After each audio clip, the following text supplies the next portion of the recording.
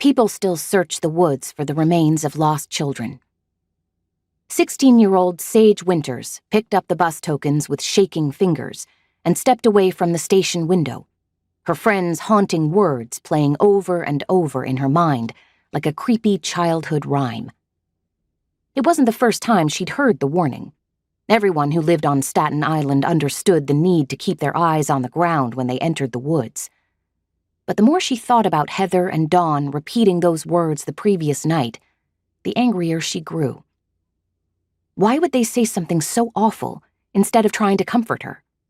Why would they dredge up old rumors about satanic rituals being held below the abandoned tuberculosis sanatorium instead of offering to help her find out what had happened to Rosemary? Sure, they'd been drinking, and deep down they were probably scared too, but this was serious.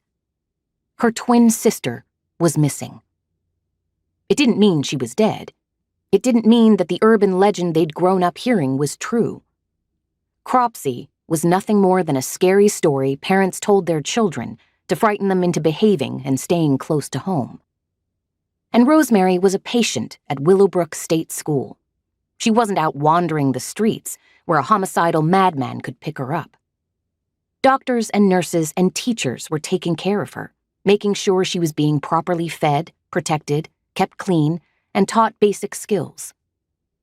At least that's what Sage's stepfather, Alan, had told her last night when he finally admitted Rosemary was alive. Shivering at the memory of learning the truth about her twin, Sage shoved the bus tokens into her jacket pocket, then dug in her purse for her pack of Cools. She needed a cigarette so bad she could taste it, and a Pepsi too, but the damn soda machine was out of order. On top of everything else, she was totally hungover. Her head was pounding, her mouth tasted like sandpaper, and her thoughts jumbled together in a thick haze. Feeling this shitty made her even more anxious, but she had no one to blame but herself. She must have been an idiot to think drinking 6 amaretto sours and 10 shots of peppermint schnapps was the best way to deal with the shock of finding out Rosemary had been committed to a mental institution.